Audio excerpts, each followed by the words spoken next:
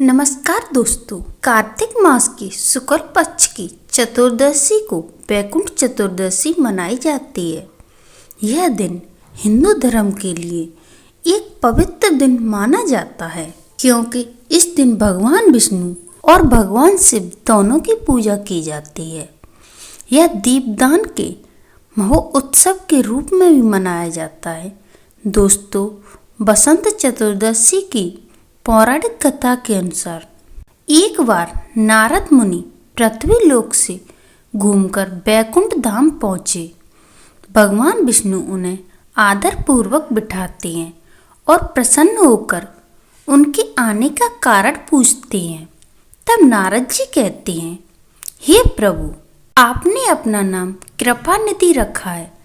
इससे आपके अनुप्रिय भक्त हैं और वही तर पाते हैं। जो सामान्य नर नारी हैं वो वंचित रह जाती हैं।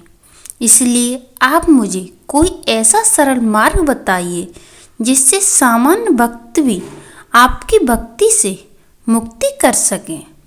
यह सुनकर भगवान विष्णु बोले, हे नारद, मेरी बात सुनो। कार्तिक शुक्ल पक्ष की चतुर्दशी को जो नर नारी व्रत का पालन करेगा और श्रद्धा भक्ति से मेरी पूजा अर्चना करेगा, उनके लिए स्वर्ग के द्वार साक्षात खुले होंगे। इसके बाद भगवान विष्णु ने जय विजय को बुलाया और उन्हें कार्तिक चतुर्दशी के स्वर्ग के द्वार खुले रहने का आदेश दिया। भगवान विष्णु कहते हैं कि इस दिन जो भी भक्त मेरा थोड़ा सा भी नाम लेकर पूजा करेगा वो वैकुंठ धाम प्राप्त करेगा। आगे भगवान विष्णु नारद मुनि को एक कथा सुनाई। एक समय की बात है, उज्जैन नगरी में धनेश्वर नाम का एक ब्राह्मण रहता था, जो रस कम्बल और चमड़े का व्यापार करता था। वह सदा दुष्कर्म में लिप्त रहता था। व्यापार के लिए वे नगर नगर घूमता था।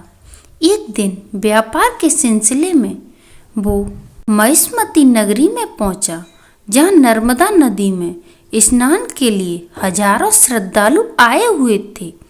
कार्तिक का महीना था। वह भी पूरा महीना वहीं रहकर प्रतिदिन उसमें वैष्णव के मुख से भगवान विष्णु का कीर्तन सुना। एक दिन नर्मदा नदी के किनारे उसे एक काले सर्प ने डस लिया, जिससे उसकी मृत्यु हो गई। यम के दूतों से बांधकर कौड़ा बरसाते हुए यमपुरी ले गई। वहां यमराज ने आदेश दिया कि इसे कुंभ नरक में डाल दो।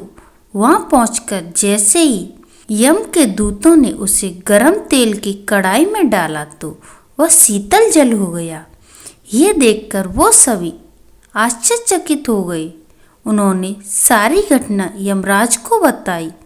उसी समय नारद मुनि वहां प्रकट हुए और बोले, हे सूर्य नंदन, यह ब्राह्मण नरक के योग्य नहीं है। जो व्यक्ति पुण्य कर्म करने वाले का दर्शन, स्पर्श और श्रवण करता है, वह उनके पुण्य का छठा अंश प्राप्त कर लेता है।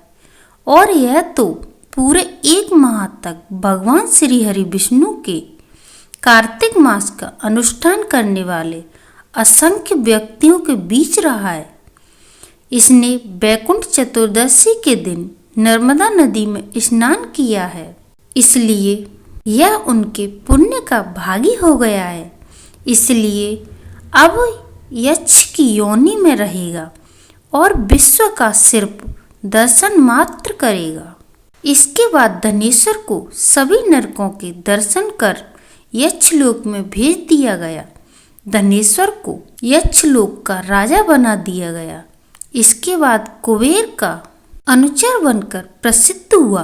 ये भगवान श्री हरि विष्णु जैसी कृपा अपने धनेश्वर पर करी, वैसी ही इस कथा को कहते सुनते और हुंकार भरते सभी पर करना। दोस्तों, वैकुंठ चतुर्दशी का व्रत और पूजन सभी श्रद्धालु पुत्र प्राप्ति और संतान की प्राप्ति की कामना से करते हैं, तो वही अनेक श्रद्धालु मोक्ष के भाव से इस दिन पूजा अर्चना करते हैं। वैकुंठ चतुर्दशी के दिन श्री भगवान विष्णु ने भोलेनाथ की तपस्या कर सुदर्शन चक्र प्राप्त किया था, तो वही भगवान श्री राम ने रावण वध के उपरांत ब्रह्म हत्या के पाप से मुक्ति हेतु इसी दिन भोलेनाथ की पूजा अर्चना कर और वह पाप मुक्त हुए थे। इसी दिन भगवान शिव पर तुलसी के पत्ते और भगवान विष्णु पर बेल के पत्ते चढ़ाए जाते हैं, जो आम तौर पर नहीं किया जाता है। दोस्तों, अगर यह वीडियो पसंद आए तो कमेंट बॉक्स में कमेंट करके ज़रूर बताएं। साथ ही आप मेरे चैनल पर नए हैं तो प्लीज़ मेरे चैनल को सब्सक्राइब करें और बेल आइकन पर क्लिक जरूर करें, जिससे मेरी वीडियो की नोटिफिकेशन आपको मिलती रहे। धन्यवाद दोस्तों।